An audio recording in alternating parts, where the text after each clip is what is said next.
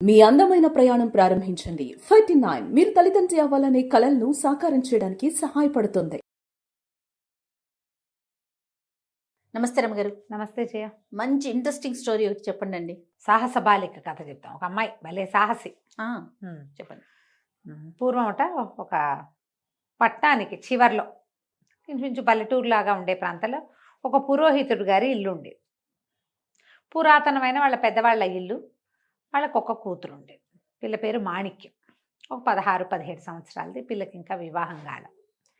అయితే ఆ ఊళ్ళో బాగా దొంగతనాలు అవి ఉన్నాయట. బందిపోట్లు, దోపిడీ దొంగలు ఇలా గొడవగా ఉంది. ఈ పురోహితుడు కొంచెం పర్వాలా కాస్త, అంటే మరి బాగా డబ్బులు ఉన్నవాళ్ళు కాదు, కానీ పైనుంచి అక్కడి నుంచి గోదానాలు, భూదానాలు, సవర్ణ దానాలు అవి పట్టేవాడే ఆయన. ఒకనాడు సాయంకాలం వాళ్ళు పెళ్ళికి వెళ్ళారు. భార్యాభర్త ఇద్దరు వెళ్ళిపోయి మర్నాడు తెల్లవారి వస్తామన్నారు. అయితే ఏమైంది, పిల్ల ఇబ్బంది వచ్చే రోజులని అమ్మాయిని వదిలిపెట్టి వెళ్ళారు. పిల్ల ఒక్కతే ఇంట్లో. నాకేం భయం, ఏం పర్వాలేదు, మన ఇల్లు మన ఇంట్లోకి మనకేం భయమో అది ఇదేంది. పూర్వకాలం ఈ ఇల్లు ఎట్లా ఉండేవి, మన ఇళ్ళకి మళ్ళీ పక్క పక్కన ఇరికిచ్చినట్టు అగ్గిపెట్టెల్లాంటి ఇల్లు కావు కదా. పెద్ద ఖాళీ స్థలం, పెరళ్ళు, వాకిలి, ముందు బావి, వెనకాల అదేమిటో చెట్టు చేమ, ఒక చిన్న పర్ణకుటీరాలు లాంటి ఇల్లు చిన్నవే అయినా చుట్టూతో స్థలాలుండి గ్యాపులు ఉండేవి. మనం అరిచి గీ పెట్టినా పక్కింటి వాళ్ళకి వినపడదు. బాగా వాకిట్లోకి వచ్చి కేకేస్తే ఏమైనా వినిపిస్తుంది. అయితే సరే, ఈ పురోహితుడి ఇల్లు ఇట్లా ఉంది. ఈ దొంగల గుంపు ఒకటి ఊళ్ళో నుంచి బయటికి పక్క ఊళ్ళకి వెళ్తున్న వాళ్ళని అబ్జర్వ్ చేశారు. చేస్తే మన పురోహితుడు భార్య ఊరెళ్ళినట్టు, రాత్రికి రారు, సాయంకాలం 3 గంటలకో ఎప్పుడో బయలుదేరి వెళ్ళారు. ఆ టైంలో వెళ్ళిన వాళ్ళు రాత్రిళ్ళు వెనక్కి తిరిగి వచ్చే మార్గాలు అప్పుడు లేవు కదా. సరే, పురోహితుడి ఇల్లు ఖాళీగా ఉంది, ఇంట్లో పడదామనుకున్నారు. ఒకడిని పంపారు ముందు, పైలట్. అయితే ఏమైంది, ఇంట్లో పడ్డానికి ఇంట్లో దీపం కనపడింది. అంటే ఎవరో ఉన్నారని తెలిసింది. సరే, వీడు ఏం చేశాడు, ఇలా ఫ్రంట్ వాకిట్లో నుంచి కాకుండా అలా వచ్చి దొడ్డు వైపు స్నానాల గది ఉంటే దాని పక్కన దాక్కున్నాడు. పిల్ల ఏం చేసింది, కొంచెం చీకటి పడ్డాక చెమటగా ఉంది, ఒక చెంబు నీళ్ళు పోసుకుందామని స్నానాల గదిలోకి పోయింది. అది దగ్గరికి వెళ్తుంటే నీళ్ల కాగు ఒకటి ఉంది. పాతకాలపు కాగులు ఎంతతో ఇంత పెద్దవి గుండిగలు, దాని నిండా నీళ్ళు పోస్తారు, డ్రమ్ములాగా. దాని వెనకాల ఎవరో గొంతు కూర్చున్నట్టుగా కనపడింది దానికి. వాడు ఇట్లా కూర్చున్నాడు. ఎవరో ఉన్నారని అది ఏం చేసింది పిల్ల, ఇంకా నీళ్ళు పోసుకోకుండా టక్కిన లోపలికి వెళ్ళి తలుపేసేసుకుంది. మనకు మళ్ళీ బాత్రూమ్లు ఇళ్లలో ఉండవు, బయట ఉంటాయి కదా. సరే, ఇతను ఏం చేశాడు, ఓహో బాగానే ఉందని వాకిలి వైపుకి వెళ్ళాడు. కాసేపు 1 గంట గడిచాక అమ్మాయి అని కేకేశాడు. తండ్రులు ఆ రోజుల్లో ఆడపిల్లల్ని ఇంకేకలు పెట్టేవాళ్ళు, అమ్మాయి అనేవాళ్ళు. అమ్మాయి అనగానే ఆ నాన్న వచ్చావా అంది. అది నాన్న కాదని పిల్లకి తెలుసు. చూస్తోంది ఎప్పుడో మీద పడతాడు వీడు అని. కత్తి కటారు అన్నీ దగ్గర పెట్టుకుంది. అమ్మాయి అనేసరికల్లా తలుపు దీవే అన్నాడు. అనేసరి తలుపు అన్నాడు. నాన్న గొళ్ళెం బిగిసిపోయింది నాన్న, కుడివైపు కిటికీ ఉంది కదా, అందులో నుంచి లోపలికి వచ్చి ఆ గడలాగు నేను లాగినా రావడం లేదు అంది. తలుపుకి కుడివైపున ఒక కిటికీ ఉంది. ఆ కిటికీలోంచి ఇట్లా సగం జ్వరపడి ఆ గడిగి తీయచ్చు. పూర్తిగా రారు మనుషులు, కొంత వస్తారు, తల కూడా పట్టచ్చు అందులో. సరే, ఏమైంది, వీడేం చేశాడు, అలాగే బాగుద్ది, పిల్ల బాగా మంచి సిద్ధంగా ఉందని అట్నుంచి వెళ్ళి ఆ కిటికీలో నుంచి తలకాయ చాచి మెడిట సగం చాచి ఇట్లా పక్కకు తిప్పి చేయి పెట్టిపోయాడు. పెట్టంగానే ఆ పిల్ల ఏం చేసింది, పక్కన సిద్ధంగా ఉండి ఒక గొడ్డలు ఏదో పెట్టుకుంది, టాపామని ఒక పెట్టింది. పెట్టడం అంటే మెడతెక్కిపోయింది, చేతి మీద కుట్టేసింది. మరి దొంగ వాడు ఒకడే రాడు, ఎప్పుడు ఆ రోజుల్లో దొంగలు ఒకళ్ళే వచ్చేవాళ్ళు కాదు, గుంపు వచ్చి పడిపోతారు, తన్నెటాకు చంపేస్తారు, ఇల్లు లూటీ అయిపోతుంది. దాని బదులు వీడిని చంపడం బెటర్. అక్కడి నుంచి ఏం చేసింది, 4-5 గోతం సంచులు తీసుకొచ్చి ఆ తల చెయ్యి ఒక గోతంలో వేసింది. అటకని వీడికి తల ఇటు పడిపోయింది, మొండెం అటు పడిపోతుంది కదా. వాకిట్లోకి వెళ్ళి ఆ మొండాన్ని మట్టిలోకి దోసేసి టపా 4 ముక్కలు నరికేసి అన్నిటినీ తల ఒక సంచులు వేసి మూట కట్టి లోపల లాగేసింది. బ్రహ్మరాక్షసి అదే కదా, పురోహితుడు కూతురు అంత పని ఎట్లా చేసింది మరి, లేకపోతే వాళ్ళంతా పడిపోతారు, తన పరిస్థితి ఏమవుతుందో. అక్కడి నుంచి ఇంకో గంట పోయాక ఎవరో ఇట్లా తలుపు కొట్టారు కిటికీ దగ్గర. పని అయిందా అని అడిగారు. ఈ పిల్ల వెంటనే అర్థమైంది దానికి. అదేం చేసింది, ఒక తువ్వాల్ని, భుజం మీద ఉన్న తువ్వాల్ని తమ మూతి కట్టుకుంటే అయిపోయింది అని చెప్పింది. ఆడగొంతో మొగ్గొంతో తెలియలే. అయిపోయింది చేస్తారు కదా. సరే, 1 మూట అందించు అన్నాడు బయటవాడు. అనగానే ఈ తునకాలు తరిగిందిగా, ఒక్క మూట అందించేసింది. వాళ్ళు పట్టుకుపోయారు. వాడు అన్నాడు, ఆ బయట ఉంచిన వాడు, ఇంకా ఎందుకు ఇక్కడ రారా అంటే, నేను వంటలు సవిరి చూస్తాను, మీరు వెళ్ళండి అని. అది తువ్వాలు అడ్డం పెట్టుకుని మామూలుగా ఓపెన్గా మాట్లాడాల అని మాట్లాడుతుంది. గుసగుసగా మాట్లాడేటప్పుడు ఆడగంతో మొగ్గంతో చీకట్లో తెలీదు. పైగా అదొక టెన్స్ వాతావరణం ఒకటి ఉంది కదా అక్కడ. వాళ్ళు కాస్త వెళ్ళిపోయారు, పిల్ల కాస్త లోపల దాకా గడియలు పెట్టుకుని ఉండిపోయింది. తెల్లారి 7 గంటల అయ్యేసరికల్లా నాన్న అమ్మ వచ్చేసారు. అదే తెల్లవారిపోయినాక దొంగలు మూటలు విప్పి చూసుకుంటే ఏముంది, తమ సహచరుడు అక్కడ ముక్కలు తెక్కలై పడున్నాడు. దాంట్లో ఆ ఇంట్లో ఉన్న సామాన్లు ఏవి రాలా బయటికి. ఇంకెలా వస్తాయి? అమ్మో అని ఆలోచించుకుని వీళ్ళు అటు ఇటు కనుక్కుని పురోహితుడి కూతురు ఇంట్లో ఉంది, ఆ పిల్లదే ఈ పని అని తేల్చుకున్నారు. అంతకి దాన్ని చంపేయాలి ఎలాగైనా, ఎట్లా ఆలోచించారు. ఈ పిల్ల ఏం చెప్పిందంటే, నాన్న ఇట్లా దొంగలు వచ్చారు మన ఇంటికి, నెత్తురు కనపడుతోంది నేల మీద, నేను ఈ పని చేశాను, వాళ్ళ ఇంటి మీద దండు పడతారేమో నాన్న, చూసుకోవాలి, మనం జాగ్రత్తగా ఉండాలంటే అమ్మా నాన్న హడిలిపోయారు. తమను ఏమైనా చేస్తారని కదా, కానీ పెళ్ళిడికి వచ్చిన పిల్లని ఏమైనా చేస్తారేమో. అదే సరే ఆలోచించారు.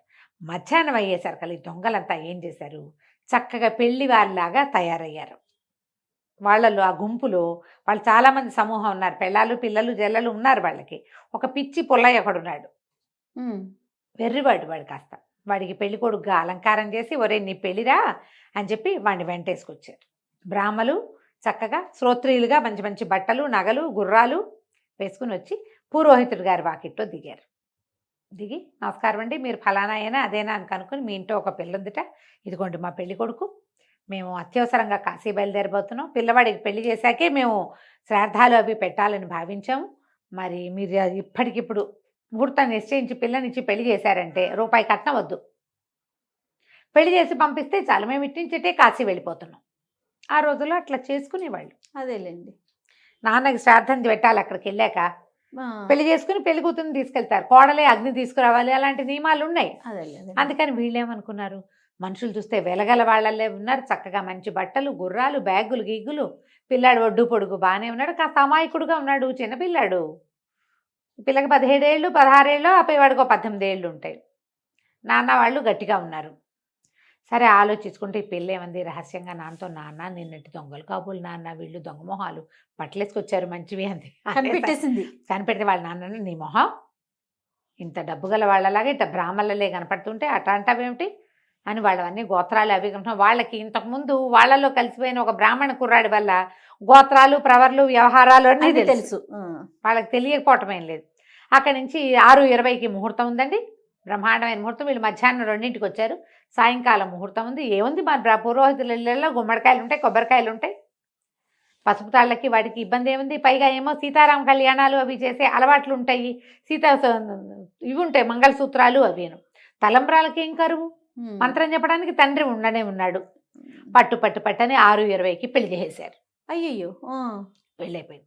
పెళ్ళైపోగానే వీళ్ళు అన్నారు, ఏమండి మళ్ళీ వాళ్ళ శుక్రవారం పొద్దు, రేపైతేను రేపు శుక్రవారం వచ్చేస్తుంది, మాకు గురువారం తప్పులేదు, పిల్లని తీసుకెళ్ళిపోతాము, మళ్ళీ 5వ రోజున మీ ఇంటికి వస్తానులేండి అని చెప్పి వాళ్ళకి చెప్పారు. చెప్తే వాళ్ళు కూడా ఏమనుకున్నారు, అవును ఇప్పుడు ముహూర్తాలు ఇట్లా గబగబా చేశారు, వాళ్ళు ప్రయాణం ఒకటి ఉంది అని ఇట్లా ఆలోచించుకుని సరేనని పిల్లని సాగనంపేశారు. అప్పగింతలు కూడా జరిపేసేస్తే చీకటి రాత్రి అయ్యేసరికల్లా పిల్లని గుర్రం ఎక్కించుకుని తీసుకుపోయారు. అక్కడి నుంచి ఒక పాత పురాతనమైన ఒక బంగళాలో దించారు. నువ్వు పైకి వెళ్ళమ్మా అన్నారు. పిల్ల పైకి వెళ్ళిపోయింది. అక్కడి నుంచి సంతకిని చంపేద్దాం, ఇవాళ ఇప్పుడే చంపేసేద్దాం అంటే పిచ్చి పుల్లయ్య బోరమని ఏడ్చాడు. అప్పుడే చంపేస్తారా, ఇందాకేగా పెళ్ళైంది, కరువు తీరా పిల్ల అందంగా ఉంది, దాంతో కూడా మాట్లాడనివ్వలేదు, బాగా మాట్లాడుకుని కబుర్లు చెప్పుకొనివ్వండి, ఈ రాత్రి నాతో ఉండివ్వండి, రేపు పొద్దున్నే చంపుతురు కానీ అని చెప్పాడు. చెప్పేసరికి సరే వీళ్ళు ఏం చేశారు, ఈ మాణిక్యాన్ని పైకి పంపించి ఈ కుర్రాన్ని పిచ్చి పుల్లని కూడా సరే వెళ్ళరా, నీ పెళ్ళంతో మాట్లాడుకుంటావో ఏం చేస్తావో ఏదో ఒకటి చెయ్యని పైకి పంపించారు.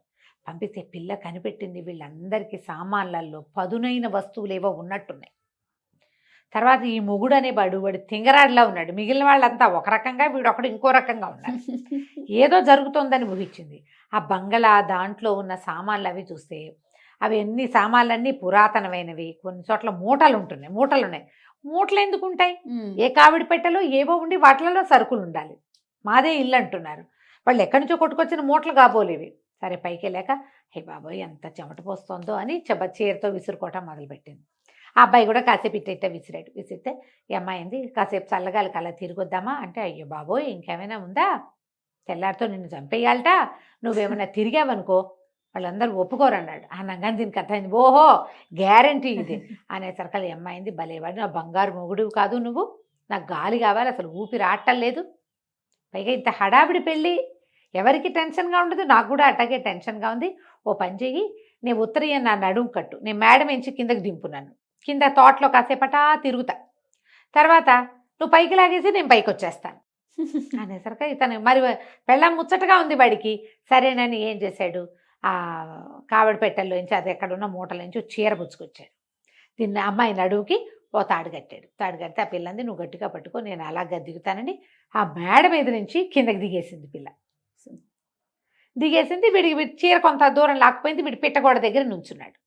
ఈ పిల్ల అటు ఇటు చూస్తే అక్కడ కొన్ని మేకలు పడుకుని ఉన్నాయి.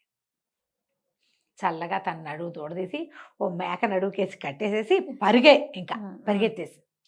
సరే కాసేపు అయిన తర్వాత ఆ మేక అటు ఇటు లాగటం మొదలుపెట్టింది.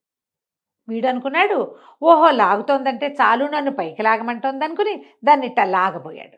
లాగబోయేసరికల్లా కాసేపు ఊరుకుంది మేక, బాగా దగ్గరకు వచ్చేసరికి మ్యా నరిచింది. వీడు అడిలిపోయాడు, ఏమిటి మ్యా అంటోంది, మా పెళ్ళాం మేఘగా మారిపోయిందా?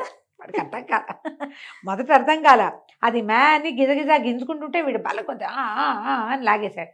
తీరా పైకి లాగితే ఏముంది, అందమైన అమ్మాయి నడువు కట్టి తాడు కాస్త మేక నడువు కట్టుది. వాడు లబో దిబో అని పెద్ద పెద్ద కేకలు పెట్టాడు. వాడు లాగిన లాగుడికి బెదిరిపోయి ఆ మేక మే మే మే మే మే అని కేకలు, అది అరుస్తాయి కదా మేకలు, బెదిరొచ్చిన కొద్దీ అరుపు ఎక్కువైపోతుంది. ఆ కింద పడుకున్న వాళ్ళు వీళ్ళు లేచి పరిగెత్తుకుంటూ వచ్చారు. దీపాలు పుచ్చుకుని వస్తే ఏముంది, అర్ధరాత్రి వేళ మేకను పుచ్చుకుని నా పెళ్ళ మేక అయిపోయిందో అని ఏడుస్తున్నాడు.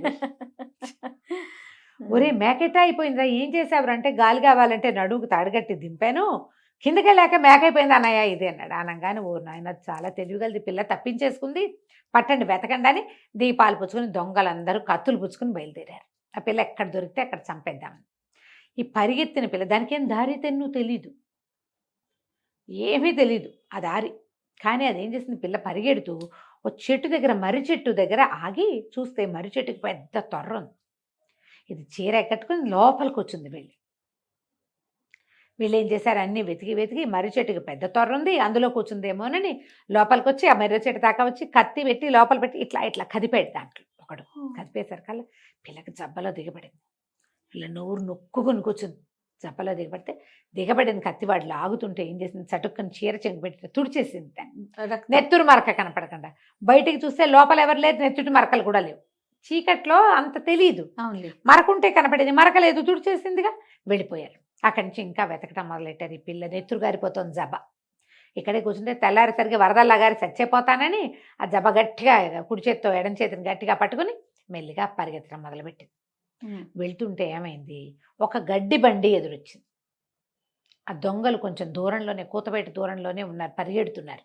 ఈ పిల్ల ఏం చేసింది, బాబాయ్ దొంగలు నా వెంట పడ్డారు. పిల్లేమో పెళ్లి కూతురు అలంకరణలో ఉంది కదా, కాస్త పువ్వులు జడ అవి ఉన్నాయి, జడ నిండా పువ్వులు, మెళ్ళో ఏవో వస్తువులు, గాజులు గలగల్లాడుతున్నాయి.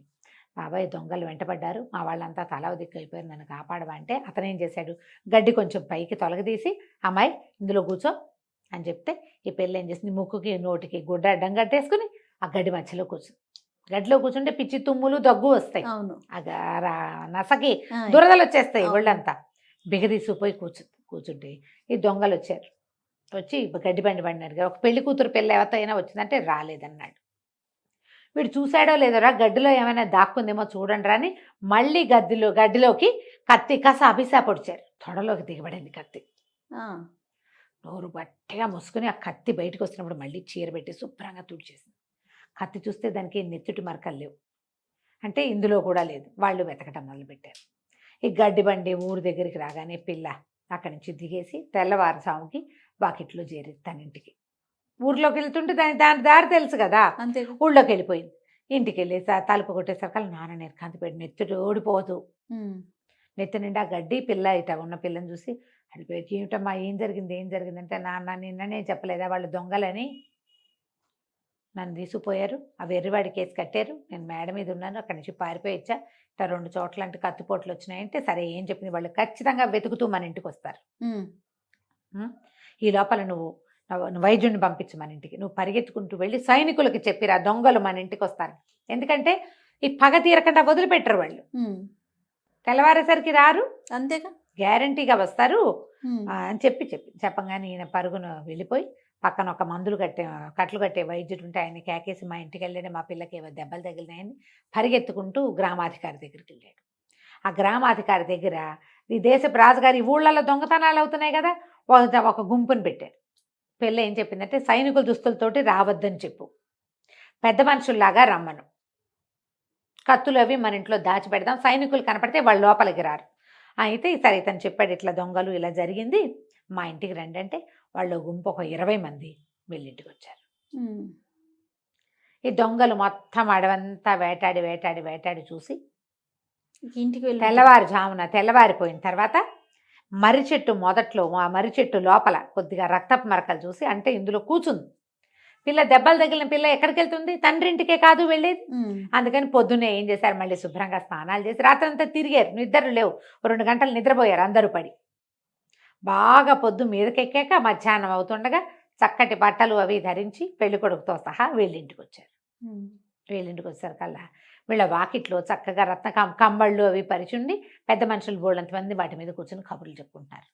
అనుమానం హడిలిపోయారు, ఏమిటి ఇంతమంది ఉన్నారు, నేను ఎవరు లేరే వీళ్ళింటో అని చెప్పి సరే ఆయన్ని పిలిచారు. ఏమండి పురోహితుడు గారు, మీ అమ్మాయి కానీ వచ్చిందా అన్నారు. అమ్మాయి రావటం ఏమిటండి బలివారు, నేను మీరే కదా తీసుకెళ్లారు, అమ్మాయి ఏమి రాలేదండి అన్నాక వాళ్ళు అడిగారు దొంగలు, ఎవరు వీళ్ళంటే మీరు చుట్టాలండి, పిల్ల పెళ్ళి సడన్గా అయిపోయింది, రాత్రి నిన్న సాయంకాలమే కదా, చుట్టుపక్కల వాళ్ళంతా అటు ఇటు చెప్పి మా ఊళ్ళో ఉన్న దూరంగా ఉన్న చుట్టాలంతా పొద్దున్నే వచ్చారు, ఈ పూట విందు అది జరుగుతోంది, మీరు లేని లోటు కనపడుతోంది, మీరంతా వచ్చారు కదా, కాళ్ళు చేతులు కడుక్కోండి, మీరు కూడా భోజనాలు చేద్దరు కానీ రండి రండి అని ఒక్కడిని కూడా వదలకుండా అందరినీ మొగుడు పెళ్ళం బతిమలాడి ఇంట్లోకి తీసుకొచ్చి వాకిలి గేటే ఇచ్చేసారు. లోపలికి వచ్చి వీళ్ళందరూ ఆశీనులు అవ్వగానే ఉన్న చుట్టాలకు చెప్పారు, వీళ్ళేనండి మా పిల్లని ఇచ్చిన పెళ్లివారు అని. వాళ్ళంతా లేచి నిలబడ్డారు, నమస్కారం అండి అని తలా మూల నుంచి కత్తులు తీసి పట్టేశారు. ఓకే, దొంగలు మొత్తం దొంగల ముఠా మొత్తాన్ని పట్టేసేసారు, ఆ పిచ్చివాడితో సహా. అంతకుముందు వాళ్ళు ఎక్కడెక్కడ ఏమేమి దాచిపెట్టారో మొత్తం కనుక్కున్నారు. ఆ ఇంట్లో ఎన్నో మూటలు ఉన్నాయి. ఈ పిల్లకి అత్యంత సాహసికురాలైన అమ్మాయిగా బిరుదిచ్చి 2 అగ్రహారాలు ఇచ్చి ఆ దొంగల సొమ్ములో కొంత వాటా అంతకుముందు ప్రకటించాడు రాజుగారు, ఆ వాటా కూడా ఇచ్చి తర్వాత ఈ దీన్ని పెళ్లిగా తీసుకోవడానికి వీల్లేదు, తూతూ మంత్రం, మీ దారిని మీరు వివాహం చేసుకోండి అని చెప్పారు. ఆ పిల్లకి తర్వాత మళ్ళీ వాళ్ళలోనే ఎవరినో చూసి పెళ్లి చేసుకున్నారు. కథ కంచికి మనం ఇంటికి. చాలా బాగుంది. నమస్తే. నమస్తే.